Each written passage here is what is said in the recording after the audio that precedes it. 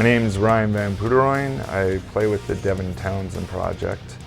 Been playing drums for about 28 years in total now. Started when I was 10 years old.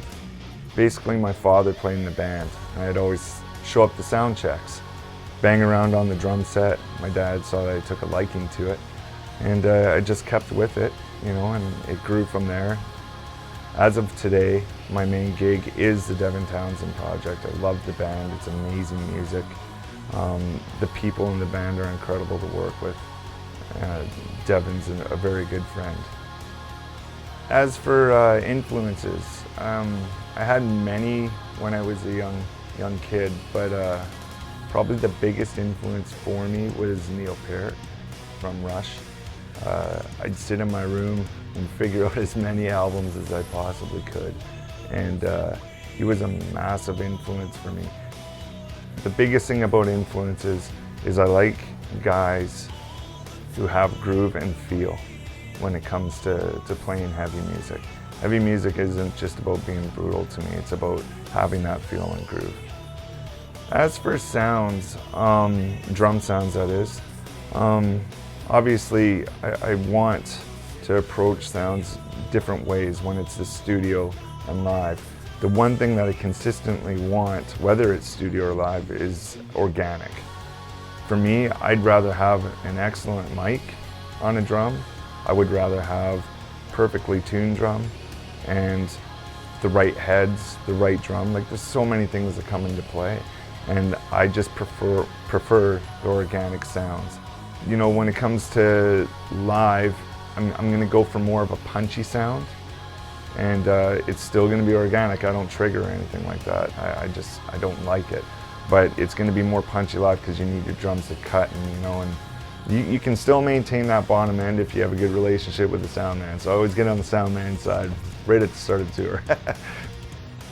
My brother happens to be an engineer who works for producer Brian House, who's done a ton of famous bands, Daughtry, Hinder, and my brother records them.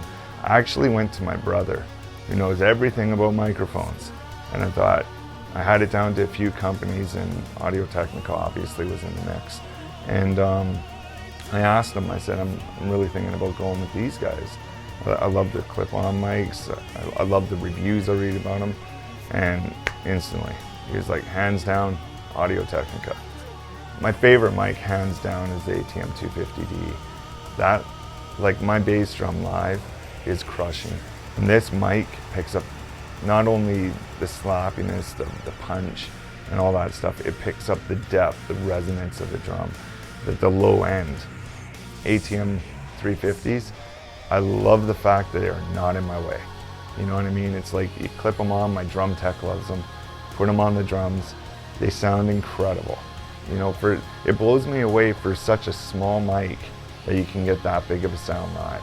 And I just love those microphones. As for the overheads, the 2035s, they pick up everything. I have a ton of cymbals in my setup, from splashes to bells to crashes, Chinese cymbals to the rides and everything. There isn't a cymbal live that you miss out on in my setup, and all I have are those two overheads. I think that speaks volumes for these mics. It's just like, they're amazing in what they can pick up. ATM 450 for my hi-hats, crisp sound. Whether I'm playing open hi-hats and they're swashing sounding, they're always crunchy. And whether they're closed as well, they're great. There's one thing in specific that I really love about Audio-Technica as a company, and that's the support that I get from them.